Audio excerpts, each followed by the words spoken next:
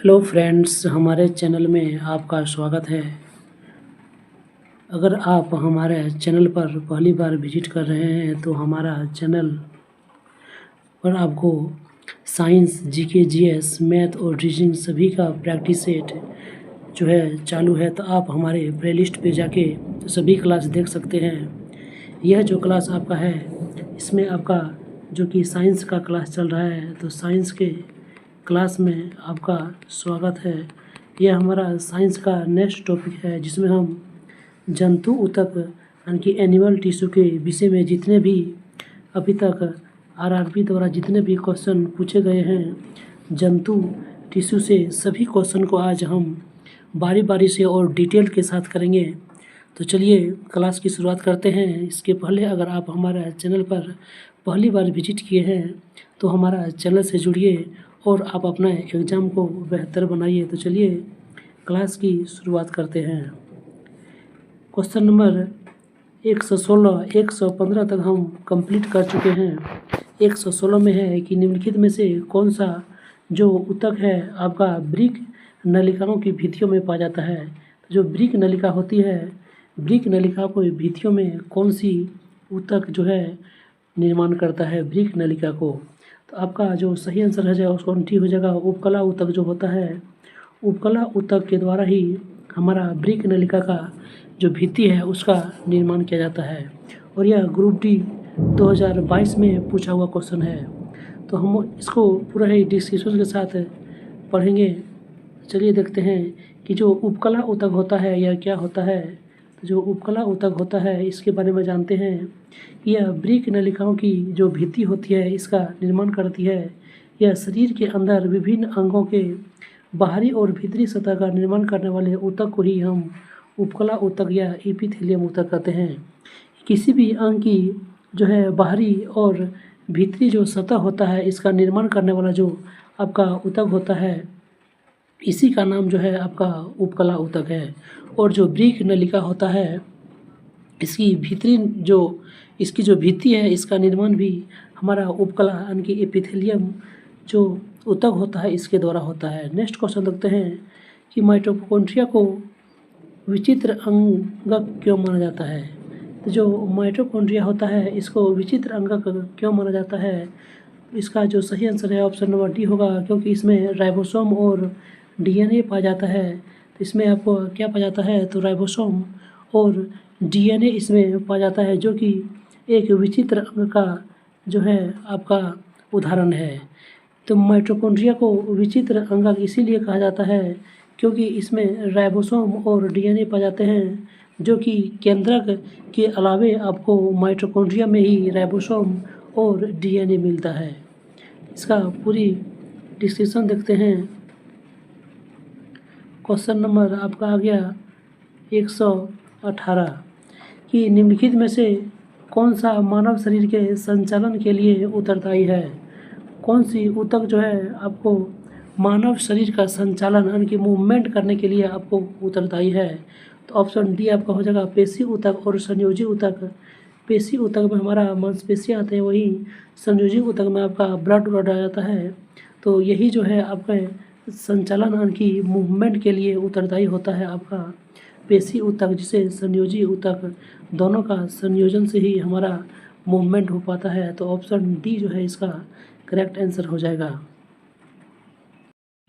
चलिए next question देखते हैं। इसका डिसीजन देखते हैं कि यह भी ग्रुप डी 2022 में पूछा हुआ, थर्ड शिफ्ट में पूछा हुआ क्वेश्चन है कि जो मानव शरीर के संचालन के लिए जो मुख्यतः आपको कौन सी पेशी जो है ऊतक आपका उपयोगी होता है। तो तंत्रिका और पेशी ऊतकों का जो है संयोजन आपका उत्तरदायी होता है। पेशी ऊतक जो है पेशियों का निर्माण करता है, उसी संकुचन की क्षमता इसमें पाई जाती है। किसमें, तो पेशी ऊतक में। नेक्स्ट क्वेश्चन देखते हैं कि एक विशेष ऊतक जो है जंतु द्वारा किए जाने वाले कुछ विशेष कार्यों जो कि आपका नीचे दिया गया है।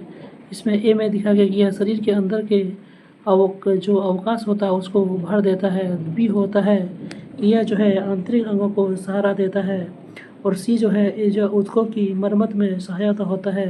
तो नीचे दिए गए विकल्पों में से कौन सा ऊतक की यह पहचान है। ये कौन सा ऊतक है जो कि ये सब तीनों कार्य जो है आपका करते हैं कि यह अंग के भीतर जो है जो अवकाश होता है उसको भरने का कार्य करता है, या फिर आंतरिक अंगों को आपका सहारा प्रदान करता है, या फिर ऊतकों की मरम्मत में सहायता होता है। तो आपका जो ऑप्शन डी होता है अवकाशी ऊतक जो होता है, तो अवकाशी ऊतक जो है ये सारा काम करने के लिए आपका उत्तरदायी ऊतक है। कौन सा?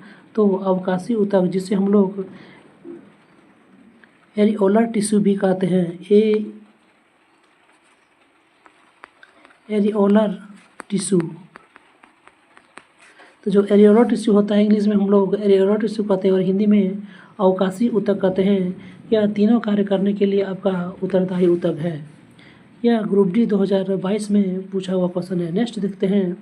अब अवकाशी जो टिश्यू है, एरियोलर जो ऊतक है आपका, इसके विषय में पूरी जानकारी प्राप्त करते हैं कि जो अवकाशी ऊतक होता है यह ऊतक शरीर में अन्य जो है संयोजी ऊतकों की अपेक्षा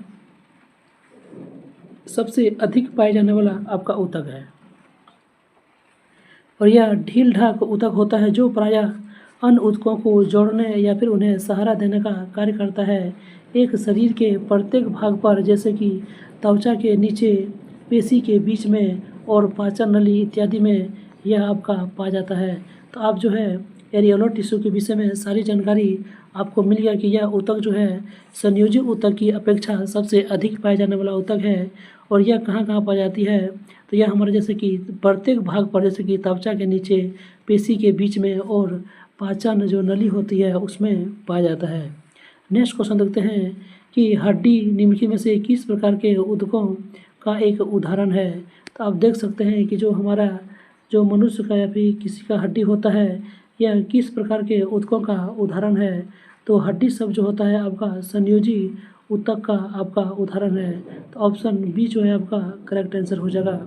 ये जो हड्डी होता है यह संयोजी ऊतकों का उदाहरण होता है। ऊतक संरचना और कार्य समान कोशिकाओं का एक समूह होता है। कि आपका ऊतक जो है क्या होता है, तो संरचना और कार्य समान कोशिकाओं का एक समूह होता है। जंतु ऊतक 4 प्रकार का आपका होता है।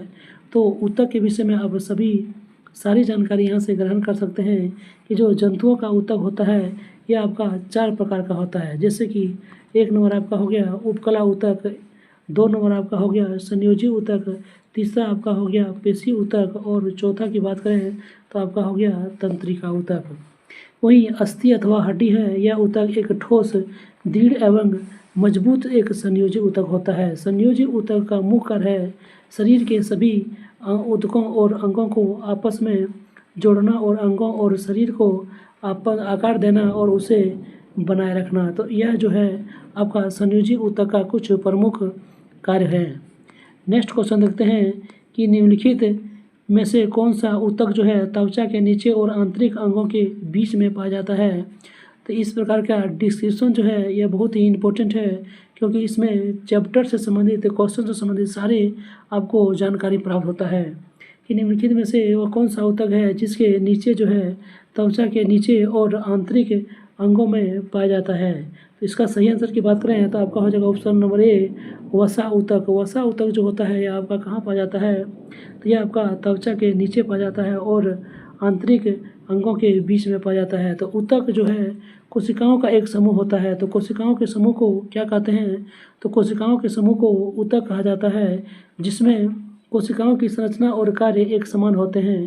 तो जो वसा ऊतक होता है यह आपका कहाँ पाया जाता है, तो वसा ऊतक जो है वह त्वचा के नीचे, वसा ऊतक जो होता है आपका त्वचा के नीचे और आंतरिक अंगों के बीच में पाया जाता है। यह एक प्रकार का एक ढीला ढाला संयोजी ऊतक होता है जो शरीर को इंसुलेशन प्रदान करता है एवं अंगों की रक्षा करता है के लिए जो है वसा को आपका संग्रहित करता है। तो वसा को संग्रहित करने वाले जो ऊतक होता है वह कौन सा होता है, तो वह आपका होता है वसा ऊतक। वसा जो ऊतक जो होता है इसको हम लोग एडिपोज टिश्यू भी कहते हैं। यह जो है हमारे वसा को संग्रहित कर रखता है और शरीर को इंसुलेशन प्रदान करता है। नेक्स्ट क्वेश्चन देखते हैं कि निम्नलिखित में से जो कौन सा ऊतक है या ऊतक की मरम्मत करने के लिए आपका उत्तरदायी होता है। जो ऊतक का मरम्मत करता है वह आपका कौन सा एक ऊतक है, तो इसका जो सही आंसर आपका हो जाएगा कि वह कौन सा ऊतक है जो ऊतक की मरम्मत करता है। तो यह हो जाएगा आपका एरियोलर ऊतक। जो एरियोलर ऊतक होता है, ऑप्शन नंबर सी आपका सही हो जाएगा। जो एरियोलर ऊतक होता है यह ऊतकों का मरम्मत करने में आपका सहायता करता है। आरआरबी साइंस बायोलॉजी के सभी अभी हम लोग चैप्टर जो है जंतु ऊतक देख रहे हैं, हम लोग एनिमल टिश्यू को देख रहे हैं बारी बारी से। जो है जब बायोलॉजी के सभी चैप्टर को एकदम डिस्कशन के साथ कराऊंगा, तो अब हमारे क्लास से शुरू से अंत तक जुड़े रहें। नेक्स्ट देखते हैं कि जो एरियोलर ऊतक होता है यह आपका कार्य क्या है, इसको भली भांति हम लोग देख लेते हैं। तो जो एरियोलर जो ऊतक होता है यह जो है अंदर रिक्त स्थान को भरता है। इसका प्रमुख कार्य है कि जो अंदर के रिक्त स्थान है उसको भरता है और आंतरिक अंगों का सहायता करता है एवं ऊतकों को जो है ठीक करता है। यह संयोजी ऊतक मांसपेशियों को और त्वचा के बीच नसों और रक्त वाहिनियों के आसपास एवं अस्थि मज्जा में पाया जाता है। तो ये जो संयोजी ऊतक है एरियोलर ऊतक, यह आपका कहाँ पाया जाता है, तो मांसपेशी और त्वचा के बीच में। मांसपेशी और जो त्वचा होता है इसका बीच में, या फिर नस और रक्त वाहिनी के आसपास, या फिर अस्थि मज्जा के आसपास पाए जाते हैं। इसमें कई प्रकार की कोशिकाएं और रेशे भी होते हैं, किसमें, तो एरियोलर टिश्यू में। नेक्स्ट क्वेश्चन देखते हैं कि हमारे शरीर में वसा संचायक ऊतक कौन है। यह बहुत ही आपका इम्पोर्टेंट क्वेश्चन है, क्योंकि ये क्वेश्चन जो है रेलवे बार बार पूछ रहा है कि हमारे शरीर में जो है वसा संचायक ऊतक आपका कौन है, और यह एनटीपीसी में पूछा हुआ क्वेश्चन है। तो इसमें सही आंसर जो हो जाएगा आपका वसी ऊतक, जिसको हम लोग एडिपोज टिश्यू भी कहते हैं। तो ऑप्शन डी आपका सही हो जाएगा, इसको हम लोग एडिपोज टिश्यू भी कहते हैं। तो हमारे शरीर में वसा संचायक ऊतक कौन होता है, तो एडिपोज ऊतक होता है, और विभिन्न कोशिकाओं के मिलने से ऊतक का निर्माण होता है। तो ऊतक का निर्माण होता है किससे, तो विभिन्न कोशिकाओं के मिलने से ऊतक का निर्माण होता है। वसा ऊतक की बात करें तो यह आपका दो प्रकार का पाया जाता है। कौन कौन, तो एरियोलर ऊतक और एडिपोज ऊतक। तो एडिपोज ऊतक जो है यह क्या करता है, तो हमारे शरीर में वसा का संचय करता है। वहीं एरियोलर ऊतक की बात करें तो यह हमारे जो है आंतरिक जो रिक्त स्थान है उसको भरने का काम करता है, और हमारी कोशिकाओं को सहायता करता है।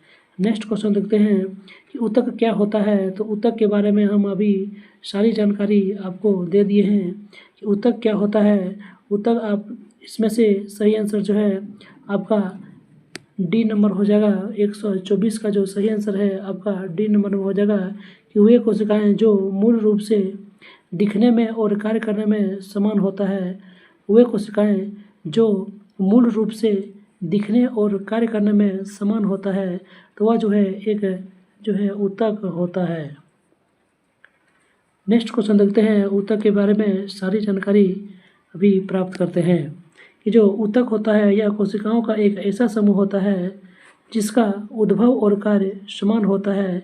इस प्रकार समान कोशिकाओं को संगठित पिंडों और अस्तरों को हम लोग ऊतक कहते हैं। इसके अध्ययन को क्या कहा जाता है, तो इसके अध्ययन को ऊतक विज्ञान या औतकी भी कहते हैं। तो ऊतक का जो अध्ययन है उसको हम लोग ऊतक विज्ञान या औतकी भी कहते हैं। तो हम लोग जंतु जो टिश्यू है, हम लोग का जो चैप्टर अभी है जंतु टिश्यू से, इसे देख लेते हैं कि कोशिका की संरचना उसके कार्य के अनुसार से बदलता है, कि जो कोशिका का जो संरचना होता है उनके कार्य के अनुसार से बदलते रहता है। इस प्रकार ऊतक जो है भिन्न भिन्न होते हैं, और उन्हें मोटे तौर पर 4 प्रकार से वर्गीकृत किया गया है। तो जो हमारा जंतु कोशिका है उसको कितने प्रकार से वर्गीकृत किया गया है, तो जंतु कोशिका को मोटे मोटे तौर पर देखें तो 4 प्रकार से वर्गीकृत किया गया है। पहला आपका आ गया उपकला ऊतक, एपिथेलियम ऊतक। दूसरा आपका आ गया संयोजी ऊतक, और तीसरा आपका आ गया पेशी ऊतक, और चौथा बात करें तो यह आपका आ गया तंत्रिका ऊतक।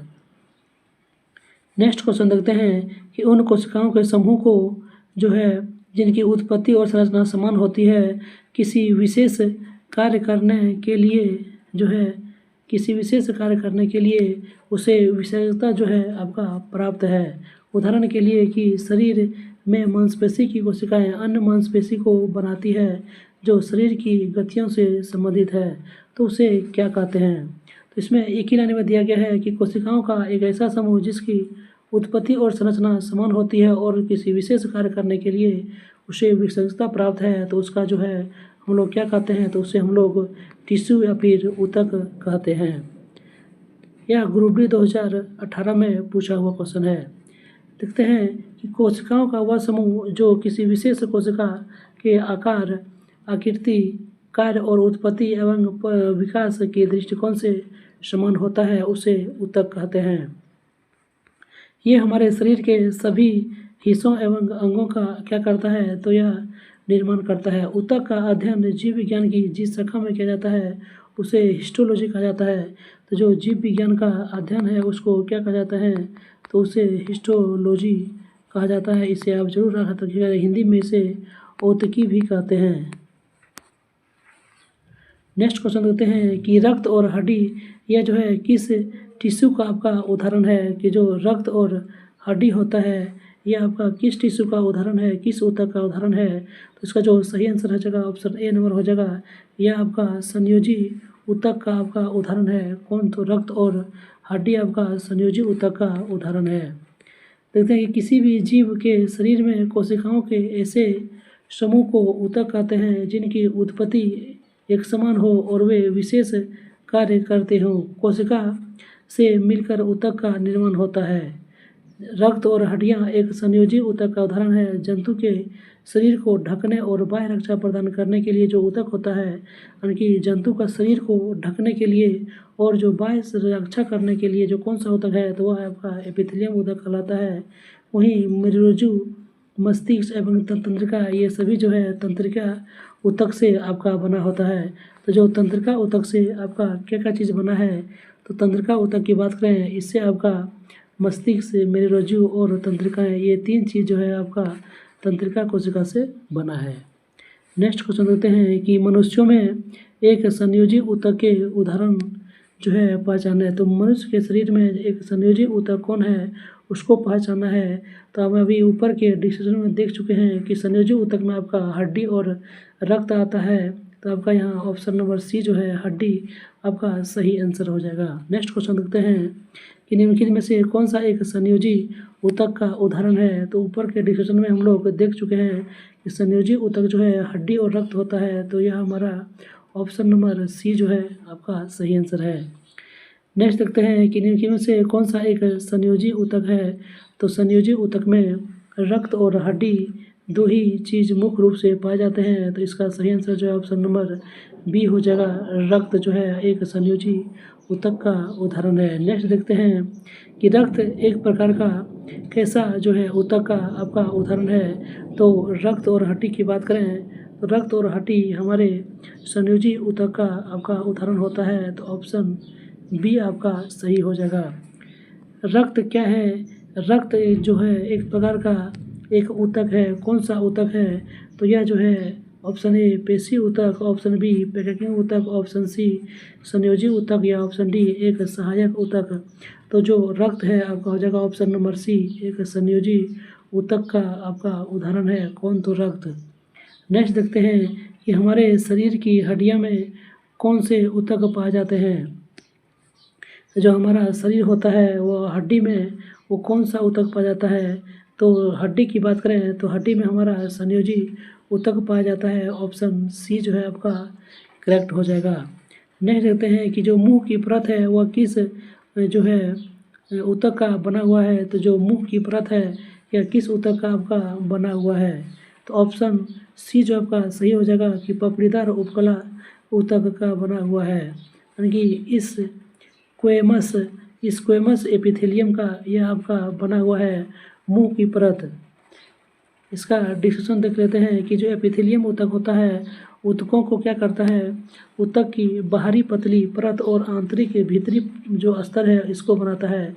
जो उपकला ऊतक होता है इसे एपिथेलियम कहते हैं। इसका प्रमुख ही यही कार्य है कि जो बाहरी परत निर्माण और आंतरिक परत दोनों का निर्माण करता है। कौन, तो एपिथेलियम उपकला ऊतक। यह जो है आपका 4 प्रकार का पाया जाता है, जिसमें से घनाकार उपकला ऊतक, क्यूबॉइड एपिथेलियम, स्ट्रेटिफाइड स्तंभाकार उपकला ऊतक, पपड़ीदार उपकला और स्तंभाकार उपकला की बनी होती है, जिसमें से पपड़ीदार जो उपकला है यह त्वचा के बाहरी परत में पाया जाता है। तो जो पपड़ीदार उपकला ऊतक है यह कहाँ पाया जाता है? तो त्वचा के बाहरी परत में पाया जाता है। इसके अतिरिक्त यह मुख, गुहा, जीहा, ग्रास नली और आहार नली के स्तर को यह बनाता है। कौन? तो पपड़ीदार उपकला ऊतक। इसको आप जरूर याद रखिएगा, सभी का कार्य अलग अलग है। नेक्स्ट देखते हैं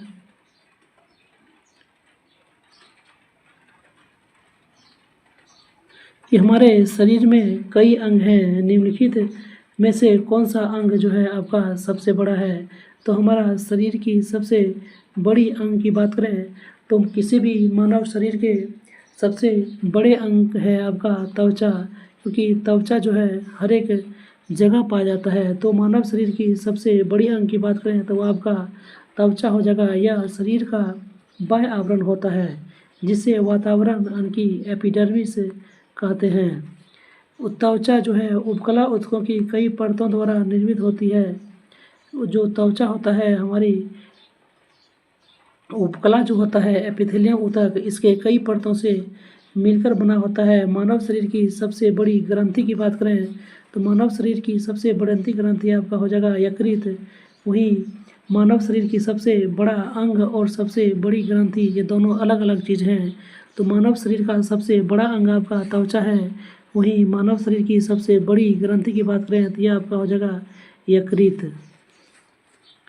नेक्स्ट क्वेश्चन देखते हैं कि त्वचा के नीचे और जो है आंतरिक अंगों के बीच में कौन सा ऊतक पाया जाता है? तो त्वचा के नीचे की बात करें आंतरिक अंगों के बीच में कौन सी ऊतक पाया जाता है? तो आपका हो जाएगा वसा ऊतक। इसमें वसा का संचयन होता है।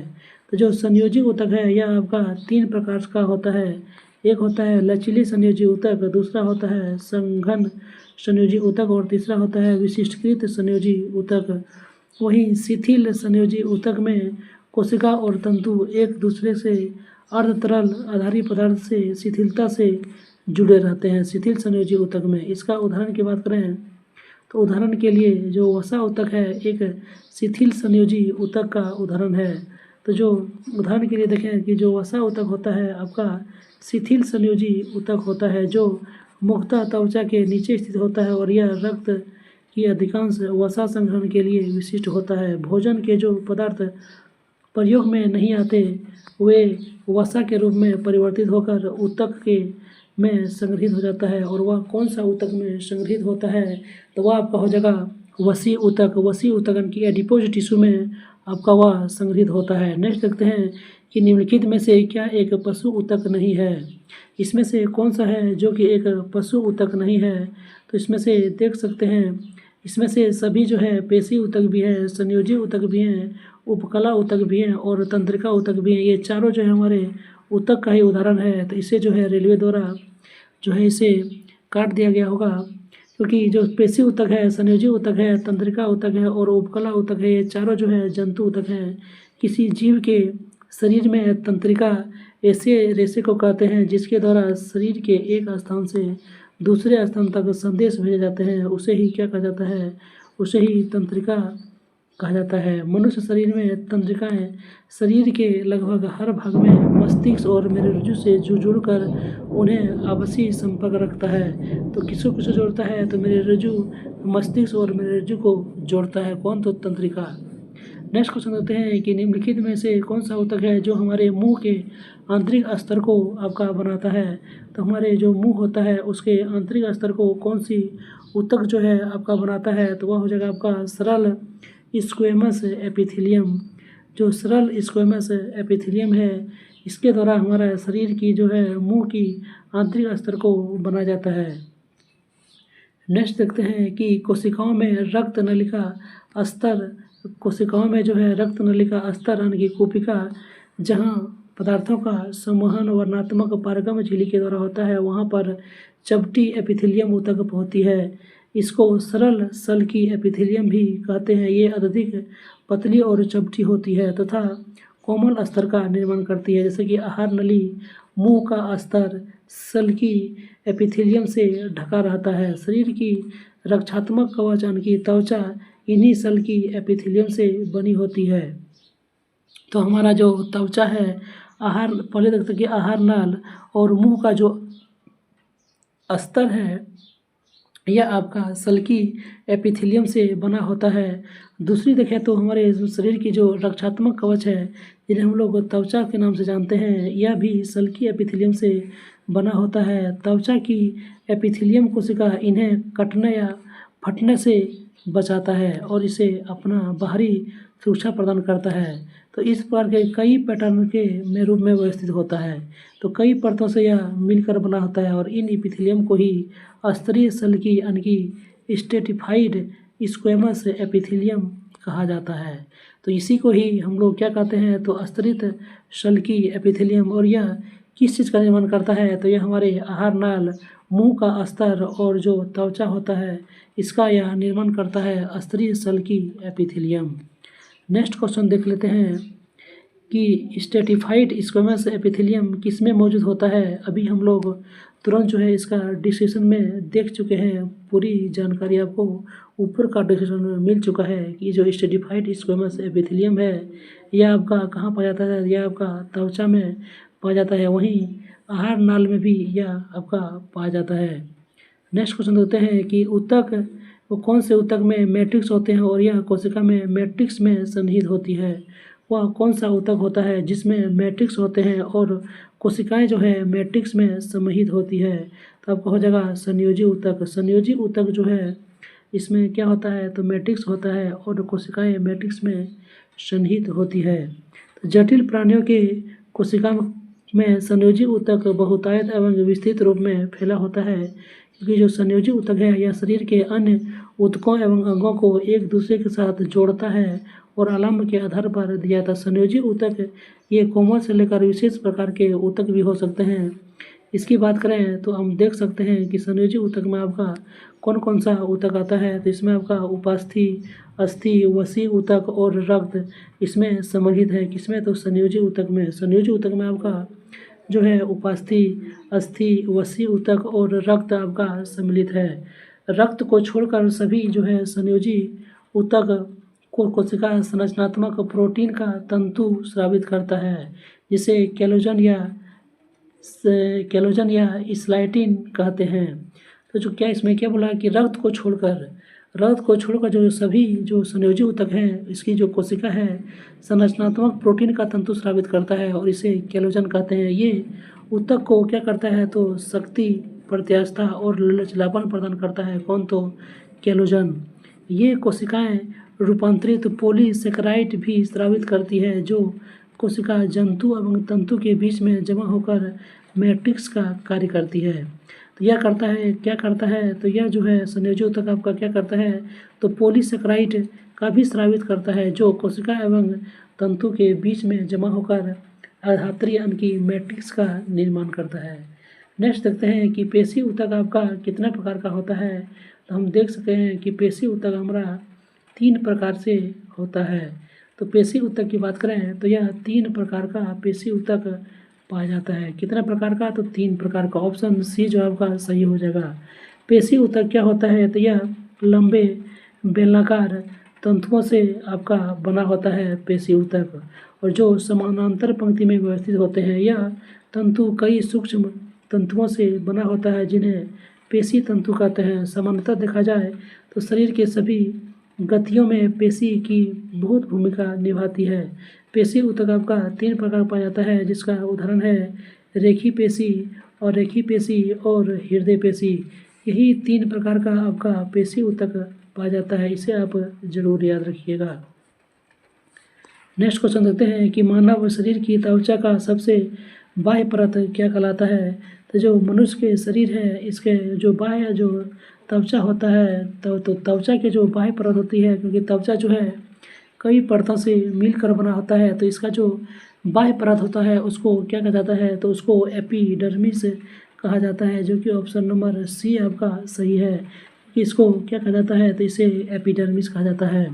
तो मानव शरीर की जो त्वचा है इसके बाहरी परत को एपिडर्मिस कहा जाता है। यह त्वचा के स्तरीय उपकला यानी कि स्ट्रेटिफाइड जो है एपिथेलियम के कई परतों से मिलकर बनती है। यह शरीर के अलग अलग भागों में अलग अलग मोटाई की होती है। बाह्य त्वचा में शरीर के 4 प्रकार के जो है आपका परत पाया जाता है। इन परतों को हम लोग देख सकते हैं। इसमें होता है आपका सल्की परत, स्ट्रेटम, कॉर्नेलम, वहीं स्वच्छ परत और कनिकामय परत और प्ररोही यानी कि अंकुरित परत। ये 4 प्रकार के जो है आपका आकृति पाया जाता है। नेक्स्ट देखते हैं कि निम्नलिखित में से कौन सा हिस्सा मानव शरीर का सबसे बाहरी हिस्सा है।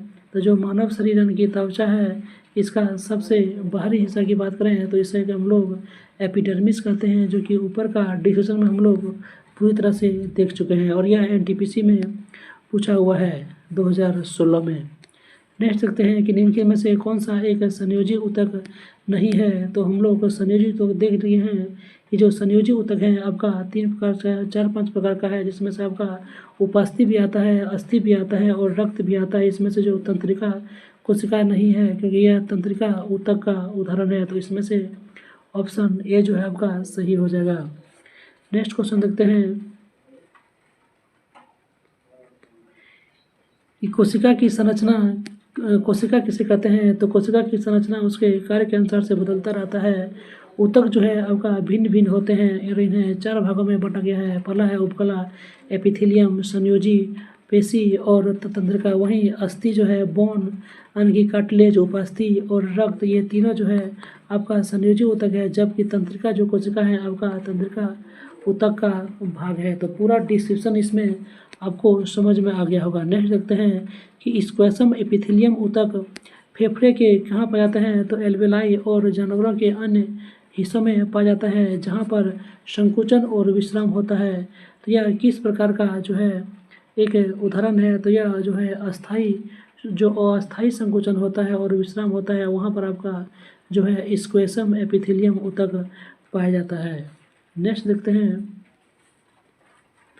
कि जो स्क्वैशम एपिथेलियम ऊतक होता है यह फेफड़े के एल्वेलाई में पाए जाते हैं और जानवरों के अन्य हिस्सों में भी यह पाया जाता है, जहाँ पर अस्थायी संकोचन और विश्राम होता है। स्क्वैशम एपिथेलियम स्क्वैशम कोशिका की परत से बनने वाली एक ऊतक है जो सतहों को पंक्तिबद्ध करते हैं। स्क्वैशम कोशिका बड़ी पतली एवं सपाट होती है और इसमें एक गोल केंद्रक होता है। यह ऊतक जो है रक्त वाहिनियों की भित्ति में फेफड़ों के वायु गुहा में पाई जाती है और विसरण सीमा का कार्य करती है।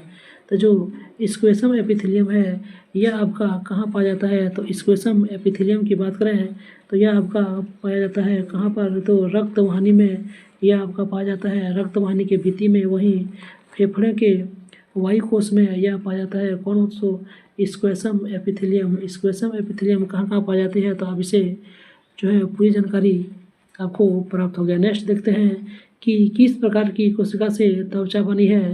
तो हम त्वचा की बात करें तो त्वचा किस प्रकार के वो जो है कोशिका से बना है। तो यह सही आंसर जो है आपका हो जाएगा ऑप्शन ए, अधिचर्म कोशिका। अधिचर्म कोशिका जो होता है, जिसको हम लोग एपिडर्मिस कोशिका भी कहते हैं, इससे यह बना होता है कि बाह्य त्वचा यानी कि अधिचर्म एकल कोशिका एक स्थूल होता है जो उप त्वचा द्वारा आकृत होता है और उप त्वचा क्यूटिन नामक जो है मोमी पदार्थ के जलरोधी परत होता है। कौन सा, तो क्यूटिन। क्यूटिन नामक एक जलरोधी परत पाया जाता है और यह उप त्वचा अधिचर्म कोशिका द्वारा स्रावित की जाती है। तो उप त्वचा की कोशिकाएं दीर्घित और चपटी होती है, इसमें अंतरकोशिकीय अवकाश नहीं होता है और इसके अतिरिक्त यहाँ पर जो है मृदु कोशिका के समान होता है। नेक्स्ट क्वेश्चन देखते हैं कि जो किस प्रकार के ऊतक के प्रकार ग्रंथियाँ बनाते हैं। तो कौन से प्रकार से कौन सी ऊतक है जो कि किसका निर्माण करती है, तो ग्रंथियाँ का निर्माण करता है। वह कौन सा ऊतक होता है, तो वह एपिथेलियम जो है ऊतक जो है यही जो है ग्रंथियाँ का निर्माण करता है। तो जंतु के शरीर को ढकने एवं बाह्य रक्षा प्रदान करने के लिए जो ऊतक है, कौन सा ऊतक, तो एपिथेलियम ऊतक। इससे त्वचा बना रहता है, मुंह बना रहता है, आहारनाल बना रहता है, रक्त वाहिनी का अस्तर बना रहता है, वहीं फेफड़ा की कुपिका का निर्माण करता है और वृक्की नली बनाता है। और यह उपकला संयोजी ऊतक के बने होते हैं, जबकि घनाकार उपकला ऊतक जो है आपका वृक्की नली और लाल ग्रंथियाँ बनाती है। कौन सा, तो घनाकार जो उपकला ऊतक है, घनाकार उपकला ऊतक का यह आकार होता है, क्या होता है, तो यह वृक्की नली और लाल ग्रंथियाँ का निर्माण करती है, जहाँ इसे यांत्रिक सहायता भी प्रदान करती है। ये उपकला कोशिकाएं ग्रंथि कोशिका के रूप में अतिरिक्त विशेष अर्जित करती है, जो उपकला ऊतक के सतह पर पदार्थ का स्रावन करती है। कभी कभी जो है उपकला ऊतक का जो कुछ भाग है यह अंदर की ओर मुड़ा होता है और एक बहुकोशिकीय ग्रंथियां का भी निर्माण कर देता है। इन्हें हम लोग ग्रंथित उपकला भी कहते हैं।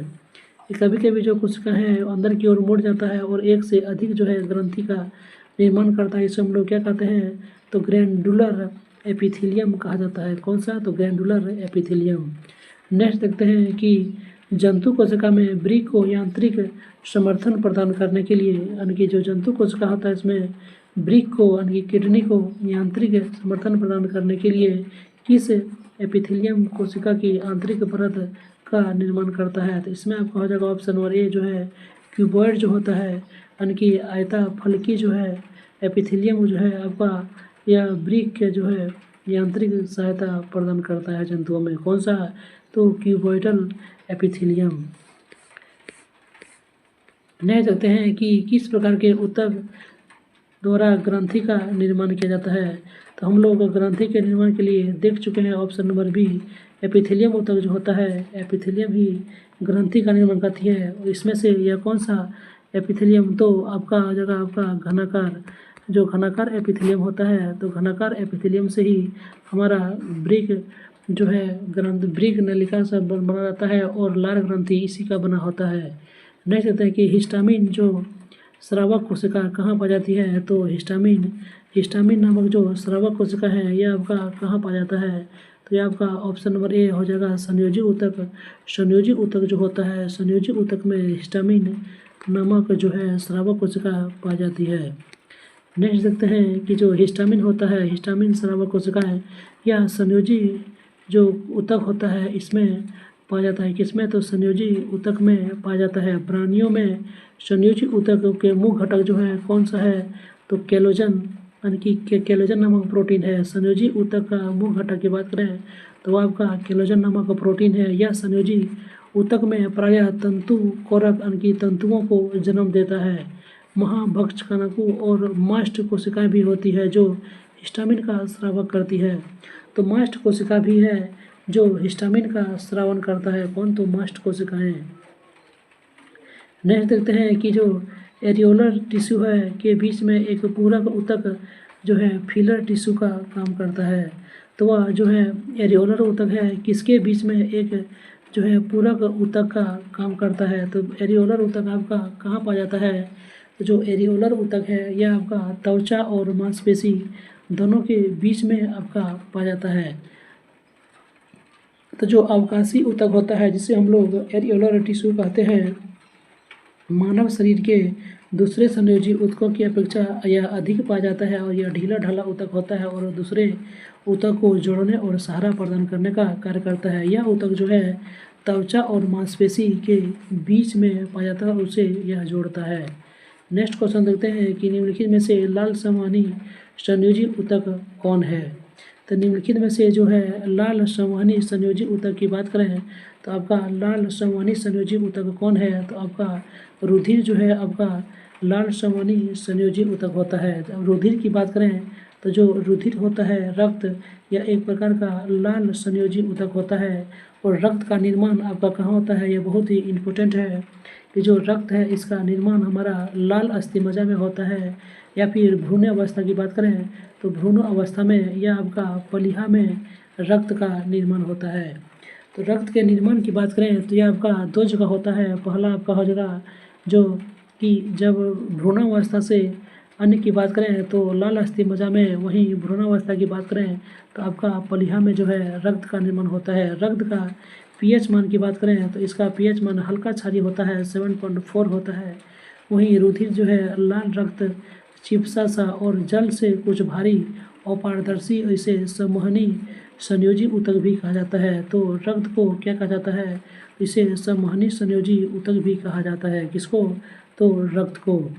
तो चलिए आज की क्लास यहीं पे समाप्त करते हैं। नेक्स्ट क्लास में हम लोग क्वेश्चन नंबर 152 से हम लोग शुरू करेंगे। तो अगर यह क्लास आपको अच्छी तरह से समझ में आ गया और आप इसे आपको कुछ बहुत सारा क्वेश्चन आप एग्ज़ाम में बना सकते हैं और आपको अच्छी तरह से यदि यह क्लास समझ में आ गया तो हमारा चैनल को सब्सक्राइब करें और ज़्यादा से ज़्यादा लोगों में शेयर करें, ताकि इस प्रकार का टॉपिक और कंटेंट हम लाते रहते हैं। या भले ही बुक से पढ़ाते हैं, लेकिन आपके लिए जो हम एक गाइड के रूप में काम करते हैं। बुक तो बहुत होते हैं, लेकिन उसमें गाइड की बहुत आवश्यकता होती है, किस चीज़ को कहाँ कैसे याद करना है। तो चलिए नेक्स्ट टॉपिक में मिलते हैं हम सेम टॉपिक के साथ। तब तक के लिए जय हिंद।